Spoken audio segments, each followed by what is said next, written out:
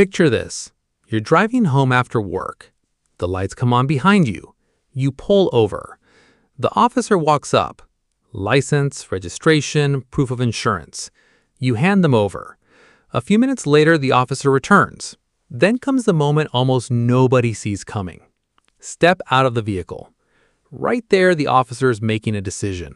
Not about the traffic violation, not about the ticket, about you. And what happens in the next few seconds often determines whether you're simply detained, transported to the station, or facing additional charges. That's the decision point. And if you understand it, you'll know your rights at all times. Most people think the biggest danger happens after the handcuffs go on. It doesn't. The biggest danger happens before. One piece of knowledge can change how a situation ends for you. Subscribe now so you're prepared. Then share this video and tell me what you think about it in the comments.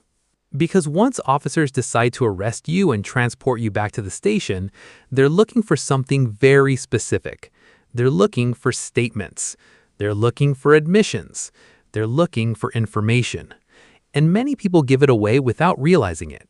Here's the trap. The officer says, "Do you know why I stopped you?" Or maybe, "Where are you coming from? Have you had anything to drink tonight? What's going on today?" Seems harmless. Most drivers immediately start explaining. "No, officer, I was just trying to get home. I only had 2 beers. I wasn't paying attention. I know I was speeding, but..." And that's where things begin to change, because every answer creates evidence. The average person believes talking will make the officer understand them. The average officer is gathering information. Those are 2 completely different objectives. Let's say the officer already suspects impairment. The driver says, "I only had 1 drink." Now the officer has something. Maybe not enough for a conviction, but enough to continue investigating. Or maybe the officer suspects the driver has outstanding warrants. The driver becomes nervous and starts rambling. Now the officer notices the nervous behavior. The conversation becomes part of the investigation. Notice what happened. The officer didn't force the information out. The driver volunteered it. That's why officers ask questions, not because they don't know the answer, because they're testing your answer. They're comparing your response with their observations. They're checking for inconsistencies. They're evaluating credibility. Again, this isn't misconduct, it's investigation. And that's why the decision point matters. Now let's get to the exact moment everything changes. The officer says, "You're under arrest." Handcuffs go on, the driver's placed in the police vehicle, the drive back to the station begins. Most people believe questioning is over. In reality, many people start talking even more. Listen to how it often sounds. Driver: "Officer, can I explain?" Officer: "What do you mean?" Driver: "I wasn't really drinking that much." Officer: "Okay."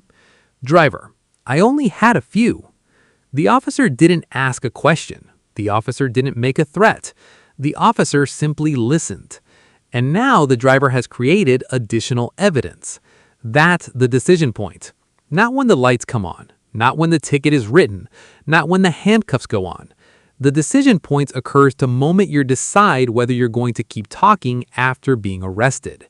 Because once you're under arrest, every unnecessary statement creates risk and almost no benefit. Let's compare 2 drivers. Wrong response. Officer: "You're under arrest." Driver: "This is ridiculous." Officer remained silent. Driver: "I wasn't even that drunk." A few moments later: "I only had 3 drinks. Then, I knew I shouldn't have driven." Now look at the officer's report. The driver's own words become part of the evidence. The driver thought they were helping themselves. They weren't. Now let's look at the better response. Officer: "You're under arrest." Driver: "I choose to remain silent and want an attorney." That's it. No explanations, no arguments, no speeches, no attempts to persuade. Just one sentence. Repeat it with me. I choose to remain silent and want an attorney. Again, I choose to remain silent and want an attorney. One more time. I choose to remain silent and want an attorney. That's the phrase. Short, clear, easy to remember. Now here's what usually happens next. The officer may continue talking. That's normal. The officer may say, "If you've got an explanation, now's the time." Or, "Help me understand your side." Or, "If you're innocent, why not explain?" Many people panic right there. They think silence looks guilty. But investigations are not popularity contests. Your right to remain silent exists because people often say things that are inaccurate, emotional, incomplete, or misunderstood under stress. The correct response stays the same. Officer, want to explain what happened? Driver, I choose to remain silent and want an attorney. Officer, are you sure? Driver, I choose to remain silent. Officer, this is your chance. Driver, I choose to remain silent. Notice there's no argument, no hostility, no confrontation, just consistency. Now let's talk about the legal foundation. The basic principle comes from the Fifth Amendment right against self-incrimination and the Sixth Amendment right to counsel. The key point is simple. You are not required to build the case against yourself. And courts have repeatedly recognized that a person must clearly invoke these rights. That's why the exact phrase matters. If you keep talking after invoking your rights, you may undermine the protection you are trying to use. That's why the response must be clear and consistent. Not rude, not aggressive, just clear. Remember, invoking your rights doesn't mean resisting arrest. It doesn't mean refusing lawful commands. If an officer tells you to sit down, sit down. If an officer tells you to step out, step out. If an officer tells you to place your hands behind your back, comply. Physical compliance and verbal silence are two different things. You can fully comply while protecting your rights. That's the distinction many people miss, and it's the distinction that often determines how much evidence gets collected after an arrest. So let's review. The trap is believing you can talk your way out of an arrest after the officer has already made the decision. The decision point is the moment you're arrested and feel the urge to explain yourself. The exact phrase is, I choose to remain silent and want an attorney.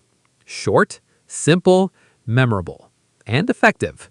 Because once that decision point arrives, talking usually creates risk while silence preserves options. The smartest drivers aren't the ones who talk the most. They're the ones who recognize the decision point before the officer does.